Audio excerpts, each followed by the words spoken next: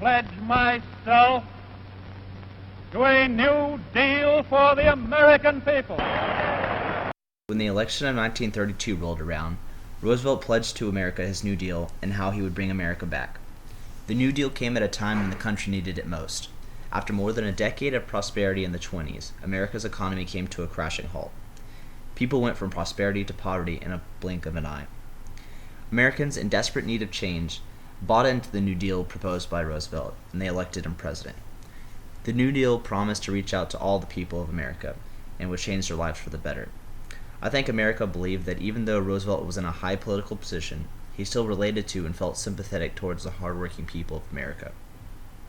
The New Deal would prove to bring many changes for the American people over the next decade, and many acts were passed and they definitely changed the way America was run. However, these acts did not fix all the problems of the common man.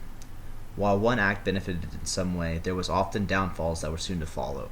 The common theme seen throughout the New Deal was that, unlike under the presidencies of the 20s, government intervention in the form of legislation would provide relief, reform, and recovery to the farmer, worker, and the needy, and would pull the United States out of the Great Depression. So one of the groups that Roosevelt attempted to help was the farmers. The farmers faced tough times during the New Deal era, just as they had during most of the 1920s.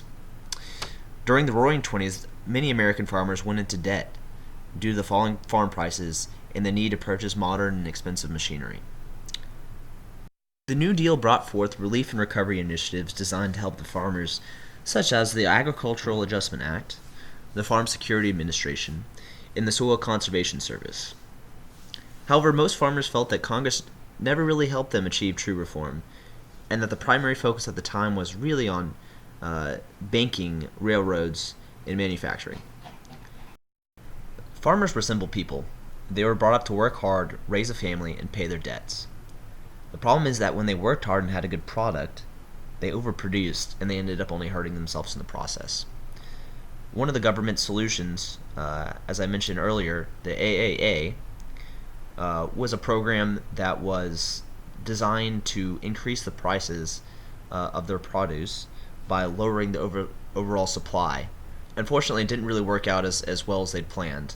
Large landowners decided what parts of the land to stop producing, which meant that sharecroppers and tenants were out of a job. So, as you can see, government involvement increased. However, it didn't help the farmers as much as they really hoped it would have. Let me share some of the reactions the farmers had to this government intervention. As you can see by this, clearly a landowner, he says, "The trouble with us farmers is we don't get together and stick. But big business and everybody else with any sense unites for protection and profit. Not the farmer. Oh no. He's got to be bellyaching about what he's got and griping about what he ain't got. He plants a world of cotton and hollers if the government steps in and controls acreage." So you can see that he almost supports the government intervention and thinks that controlling acreage would help. But you can see that most of the farmers disagree and they don't understand what the government's trying to do.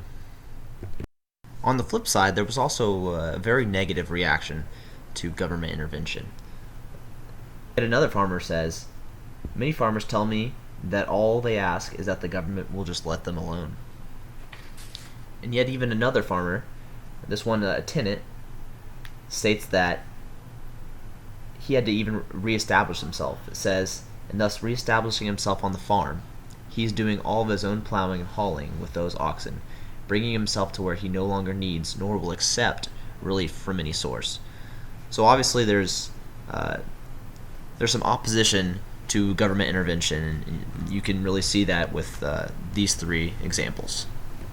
Roosevelt carried with him a strong belief that government intervention would create jobs and strengthen workers' rights. There were several acts created for the working class. One example is that of the National Industrial Recovery Act. This act created the Public Works Administration and the National Recovery Administration. The PWA created industrial projects and thus industrial jobs such as building new buildings, roads, tunnels, and bridges. The NRA was created primarily to control competition and to protect the worker.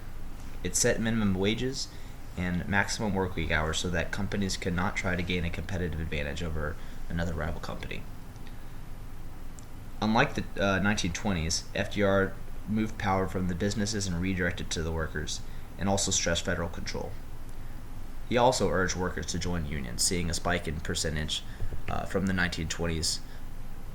It had increased from under 10% to much more in the 30s. Now, if you look at some of the documents, you can kind of get a feel of how the opinions of the union members on FDR himself. So if you look at what this man that works in the shipyard says, he says, at some of the steamship meetings, if you could be there and hear some of the men talking, you would think that Roosevelt is the damnedest fellow that ever lived. Maybe because some crow to pick with some labor union. It all depends on what is eating them. Then again, you'd think that no better man ever lived, FDR. All in all, it depends on how they stand with the labor unions. So really, it's kind of saying that depending where you were within the union, you had different opinions on FDR. Looking at the second example, you can see that this man has a positive view on the unions. He says, "You asked me what I think of the unions. Well, I think before the unions were all right if they drive the crooks out, and besides, I believe in one big union." So you can kind of see the opinions on not only the unions, but on FDR himself. The Second New Deal lasted from 1935 to 1936, and it was known as the Second 100 Days.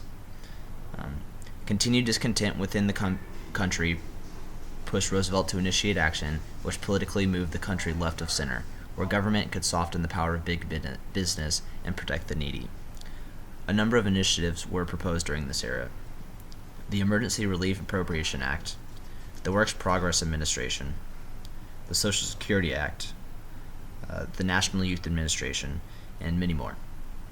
Looking specifically at the Works Progress Administration, it's kind of interesting to note that this could be one of the reasons why there were so many testimonies and documentation of the attitudes and people's opinions of what FDR was doing and how the New Deal impacted their lives. Many of the quotes and the testimonies, like I said, were probably a result of the Works Progress Administration.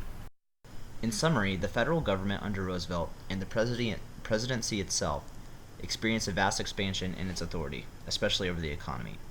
Although capitalism was dominant in the 20s, and for most of the decade it was successful, FDR knew that the government had to play a bigger role in order to bring the country back to prosperity.